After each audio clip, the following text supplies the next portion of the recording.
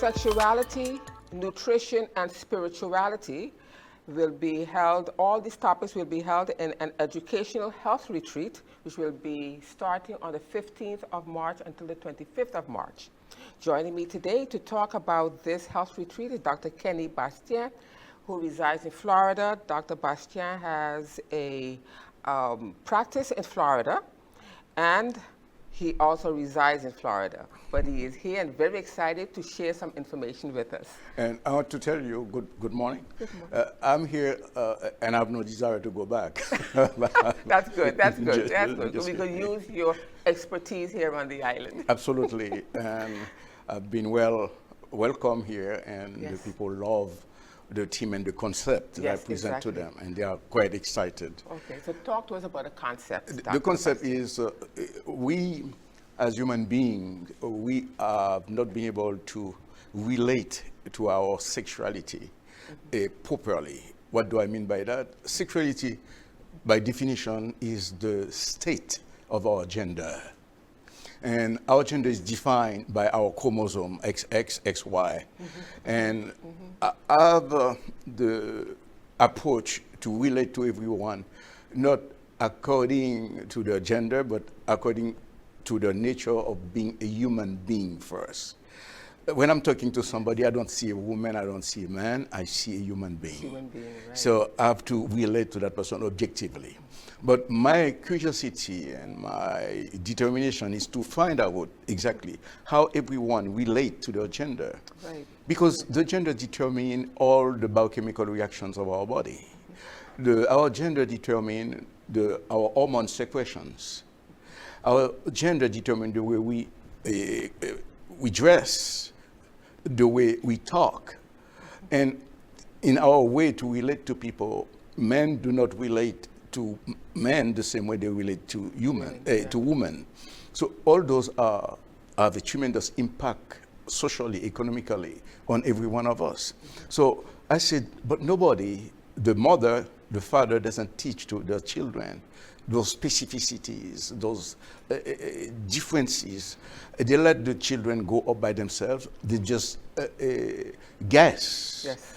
and discover what the rules imposed by societies are.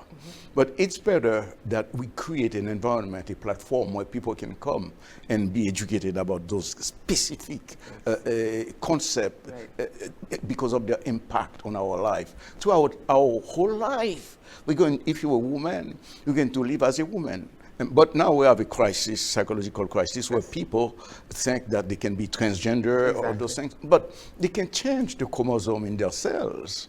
So a woman is the XX chromosome, a man is the XY chromosome, and that control all the physical, biochemical reactions, physiological reactions of the body. So you can take all the injections of hormones that you want, but you don't change your genes. Right. Dr. Bastien, how important is nutrition? Nutrition is extremely important because, as a matter of fact, let me tell you that up front, there is not one drug prescribed by your doctors that you can find inside the body. True. What do we do with that? The body has its own set of nutrients it requires to function properly. So nutrition is extremely important because if you drink one glass of alcohol and you go to drive, you're going to have what we call a dyskinesia. Okay. Dyskinesia means you can appreciate the distance between objects. Okay. So you end up with car accident. With just one drink. One drink. Okay. So you can appreciate the distance. That's what it's prohibited to drive while you drink. That means alcohol gets directly into the blood and affect the brain function, and your ability to appreciate distance, time, and space change. So food is extremely important because food builds you up. Food controls your mood. So it's important. There is a big mistake all of us we're doing in this world. We don't feed ourselves according to our blood type, True. according to our metabolic profile, and according to our biochemical individuality. So a lot of people think because of age their sexuality, that means their libido, which is not their sexuality. Libido is not sexuality. Libido is part of it, but their libido decrease and they think it's age. That has nothing to age. The same thing with aging. True. The same thing with aging. Aging has nothing to do with age. Aging has to do with starvation. Food is what keeps you young, strong. And when you bring systematically all the nutrients to your body, and when you are smart enough to understand how to feed yourself according to your gender, that is missing for a lot of people. Right. They don't know how to feed themselves in order to keep a woman to keep her breast in perfect shape, right, and to take care of her genitals. All that is related to food. So I think it's extremely urgent for every woman, every man in St. Martin to get engaged into that health retreat. It's not something, they don't need years in advance or many months in advance to be informed. From the moment that they hear that this retreat is, that they need to drop everything and come to that retreat. Right. Now, before we go to the retreat, talk to us about spirituality. Spirituality has to do with state of mind. A lot of people, for example, Job 27 verse 3, tell us, everybody can read that in King James Version. It says that while I have the breath in me and the Spirit of God is in my nostrils. So the Bible is telling me as a human being that I have the Spirit of God in my nostrils. That deserves respect. That also establish the dignity of every human being. So the Spirit of God is in your nostrils. So spirituality is a state of mind. That means you need to learn how to control your thoughts. That's what we call the fruit of the Spirit. But the Spirit of man is not the Spirit of God. And spirituality is related to the type of process that you operate, you bring into your system to produce what we call the fruit of the Spirit. You need to create a set of thoughts, a cluster of thoughts that habilitate the Spirit of God to coexist with you. Okay. So that you'll be able to establish a specific connection. But that comes from your mind, and your mind is the emanation of your soul. Okay. Now, sexuality, nutrition, and spirituality. It's an educational retreat. Talk to us about the retreat. Where will it be held? How long will it be held for? And more particulars about that. That retreat is going to be held in a wonderful villa in Guanabé, facing the Atlantic Ocean. And there where we can find a high concentration of negative ions. So every day the sun, the sea, and we're going to have classes that explain, break down all the different steps of the body functions. What is appropriate for each one of us according to our specific individuality, biochemical individuality. So sexuality, nutrition, and spirituality, all of us will go through that. For example, puberty. We as human beings, we go through specific stages of development. From 1 to 7, we develop what we call the concrete mental operation. From 7 to 18, as teenagers, adolescents, we develop what we call a formal mental operation. But our parents, they don't pay any attention of that. No. And we as adults, we are the result of that transition. And nobody is there to explain to us how to really control that transition and to get the best out of that transition. That retreat will help us reconcile ourselves with our puberty, sexuality, and your spirituality. Okay.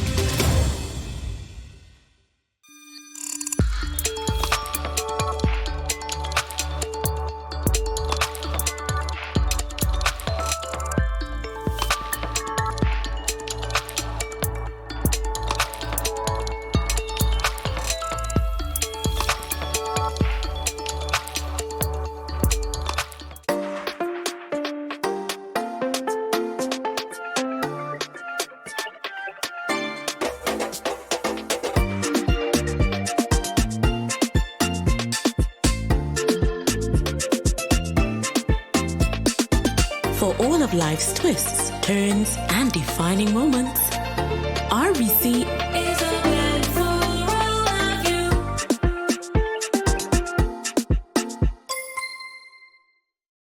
SXM, your social and health insurance is your social and health insurances. Are you SXV insured? Do you have a valid medical insurance status? SXV is cardless. Request your My SXV account today and enter the virtual office of SXV.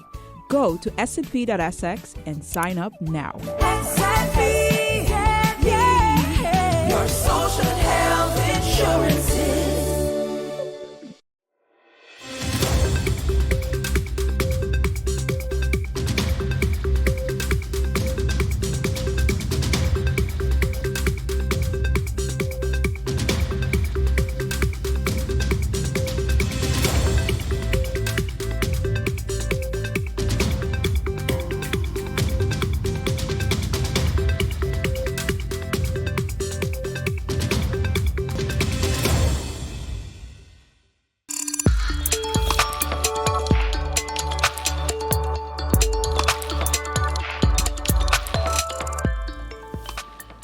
The next question, question 4, Madam Chair, relates to the upcoming hurricane season and the exact same reserve we were discussing. What if a natural disaster occurs now? What will GEBE do? The threshold that was mentioned was, again, at the time, GB was also underinsured. However, currently, GB is better insured and will continue to strive to meet that threshold for the reserves needed in case of disasters. GB still has not, the member mentions that GB was not honest about the second hack. Was it hacked? Was data lost? I used the word breach. The member mentioned that I used the word breach in my answer that was provided by NVGEBE, and he has an executive summary which he plans to read and seeks clarity from GEBE. As was mentioned in 2023, I will say again, a breach was reported, which was an attempted hack. So yes, an attack was made on the system. When the attack was detected, the system was shut down for 3 days. It was a Wednesday, I believe, and they were back up on Monday. They did a complete assessment. So we lost 3 working days by which we would be able to collect daily revenue. So that's definitely the loss that we incurred during that time as NVGEBE. However, the attempt was unsuccessful in that it did not create any lost data, as per the answers provided by NVGEBE. And if I was on the other side, Madam Chair, I mean, not this time, I usually hear it in the media. Information that is provided by the company, as was mentioned, is shared here with Parliament in as much as it can be verified. And so sometimes I can remember in the past, I would say, well, I wouldn't give this or that answer because I cannot verify. And this answer, of course, we're sitting at a table here together and generating the answers. So I did not go back, nor did management go back to anyone to seek any further answers. This was generated right here today. Yes? The 6th question, in clarifications, was related to the company NetPro that saved the company and was not recruited and contracted, not recruited by this management, but contracted by the former management and not this current one. That's good to know for the record, I guess, if others didn't know, but I think we said that here as well. So while the former management did sign the contracts, it did not start doing any work until the new temporary management was in place. So the onboarding of that company started under the interim management, and during that course, management also decided to enhance the product that had already been agreed upon to better serve GEBE's needs. Then I go to the questions of the clarification of MP Grisha Helga Martin. She also referred to, question 6 from MP Westcott in terms of the limited cash reserve, how much was done, and how was it accomplished? Again, when management took over, there was a 15% billing. It was raised to, up until now, 90%, 90 plus % of the database, with follow-up to ensure compliance. That follow-up to ensure compliance has reduced that 6 million deficit in revenue generation or collections to now that in the last 2 months, Madam Chair, January and February, the monthly income or collections of GEBE is actually slightly higher than the last normal month, which was February of 2022. So we're well on our way to being able to get back to the norm and therefore then hopefully make the necessary investments that NVGEBE needs. Second, how was the positive cash flow maintained? Hefty amounts still there in the accounts receivable, and there's still amount of people to be collected, or billed, sorry. MP1's clarity. So the correction in bills, I think we already clarified, is down to 10% of the total amount of persons, due to the fact that the company has been able to maintain increase in collections. And this has been done by more customers coming online with a payment plan, as well as making payments. This also reflects the receivables, and it shows how much GB, the receivables amount shows how much GB still has to collect for energy provided across the island. I think question 3 related to the financial health is the similar question that I just responded to. 4, what is the current debt right now and the reserves? The only current facility that GB has is the fluctuating overdraft. So as I mentioned before, there are no loans, but the fluctuating overdraft, you can consider a loan in the case of anything, if you want to do an assessment. And GB is in the process of updating that facility, as is a standard operating procedure that the bank does on a yearly basis.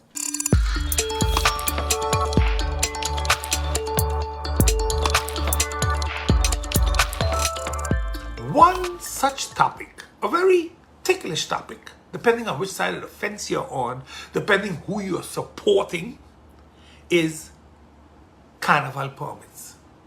Now, please, before I talk about it, let me give you my position.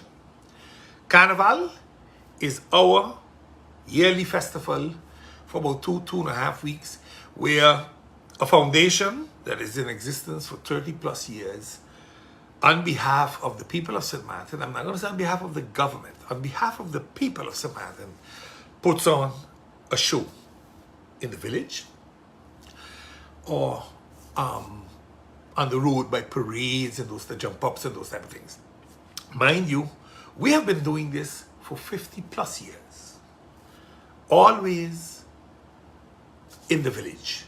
Be it a wooden village with little booths, be it the concrete structure festival village we have now, we have been doing it that way. So I was kind of disturbed when I read an article in the papers that we are going to create a second village for 3 nights, I think, on the Ring Road. And then you hear the discussions that start, then you see a full page ad of the president of the Carnival Committee. Now, Mr. Rajuki, he is not one of these people that loves the press and you will always see him talking in the press. No, that's not Mr. Rajuki's style. So Rajuki is a hands-on man. I know him for many years. He comes, does what he has to do, and moves on. That's his style. But this clearly started last year when they wanted to privatize or put on bid the Carnival. For whatever reason, that didn't go through.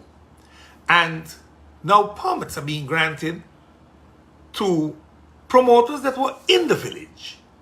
Now, I don't know why they are not in the village. I am not going to speculate. What I understood, speaking to some of the people, is they opted not to take their nights because they were given first preference for the nights. They opted not to take them. Maybe they find the village is too expensive. I don't know. But what I do know is that we have been losing police officers every month. Every month. And now we are going to put another event. Basically, huge shows. Shows that over the years have shown 5,000 plus patrons go to them, if not more. We're going to put those down the road on Ring Road and the Festival Village with another big group having international shows. The question is this. What are we doing? Are we planning to destroy the Carnival Foundation because they're not playing to the tunes that certain people want them to play? Are we preparing the hospital for accidents? Because the police is spread so thin that we are going to have accidents. It happens, we pretend as if this is a crime-free country. It is not. Carnival is known for the time to settle beefs. And it don't need to happen inside. It can happen outside, but the effect will be humongous. Because it is a very badly lit place. And you're going to start putting lights, but remember, accidents hide in a very small corner. And again, it's not about the promoters. It's not about the Carnival Committee. It's about the government. Why do we put ourselves in such a position? And then you hear them come out and start to defend, but we checked the dates, and we did this, and we did that. The question is, why are you doing it? If the other groups want to have a weekend of fun, May 13th, Father's Day, Mother's Day, Father's Day, why during the Carnival? I thought it was a policy not to allow big festivals during the Carnival season, primarily because of security. You can't handle it. Now you hear them talking about, we're going to fly in 40 police officers from Curacao. Who going to pay for that? You can't even pay the police what you owe them.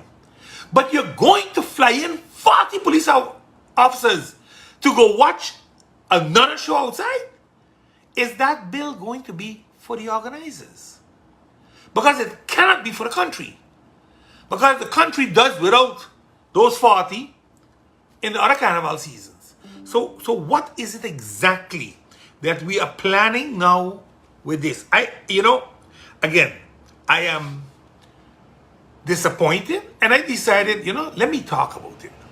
Let me talk about this because I know, and I'm reading one of the comments already here, there was a negative advice from the police to the minister. A negative advice. Do not do this. We don't have the manpower. And here comes Miss Beauty Queen. I don't care. We are doing it. I'm giving the permits. Because those permits can be based on logic and safety. They are based on something else. I can't prove that, so I ain't going there. But I know it ain't based on logic nor safety of the country.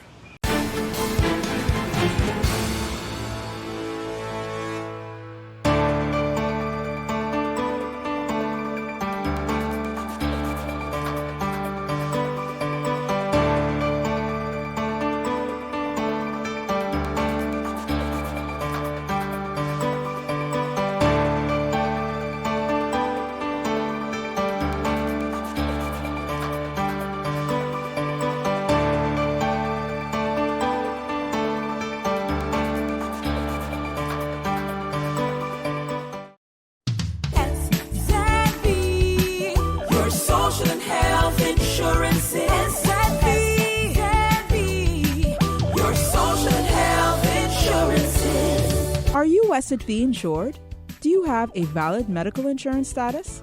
SXM is cardless. Request your My SXM account today and enter the virtual office of SXM. Go to sxv.sx and sign up now. SXM, yeah. Your social health insurances.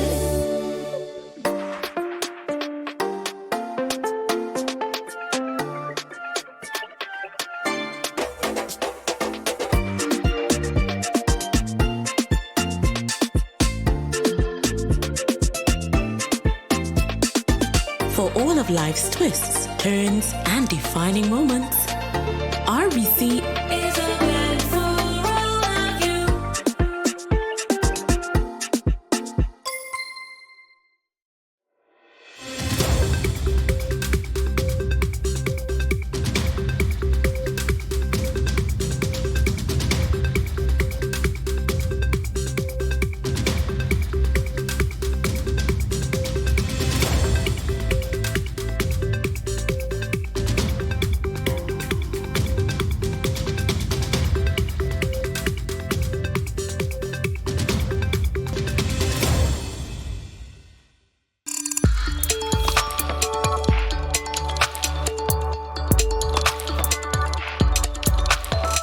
Prime Minister of Haiti, Ariel Henry, has resigned. That's according to the president of Guyana, Irfan Ali, who is the chairman of the Caribbean Regional Group, CARICOM.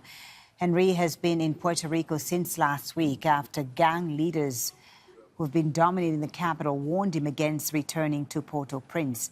Leaders of the Caribbean bloc CARICOM have been meeting in Jamaica's capital to discuss the political transition and the security crisis in Haiti. Let's bring in Al Jazeera's Teresa Bo on the phone now from Santo Domingo in neighboring Dominican Republic. So what more are you hearing about Ariel Henry's resignation, Teresa? Was this expected?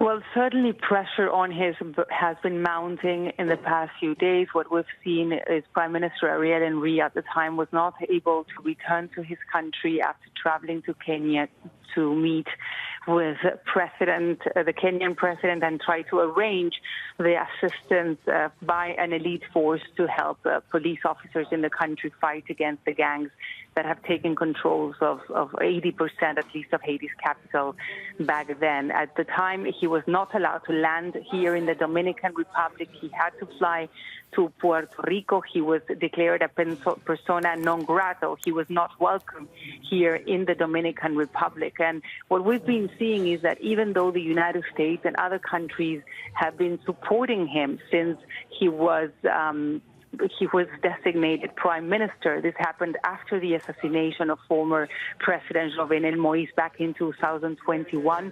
Many people in Haiti did not want him to be in power, did not believe in his capacity of getting the country out of the current crisis. I just come from being at the border with Haiti, where thousands of people cross the border every day, and everyone we spoke to said that Prime Minister Ariel Henry, or now former Prime Minister Ariel Henry, needs to resign because he's not the person that will be able to get out the country out of the crisis. And as you were mentioning, this happened just after a meeting of the CARICOM of the Caribbean community happening in Jamaica.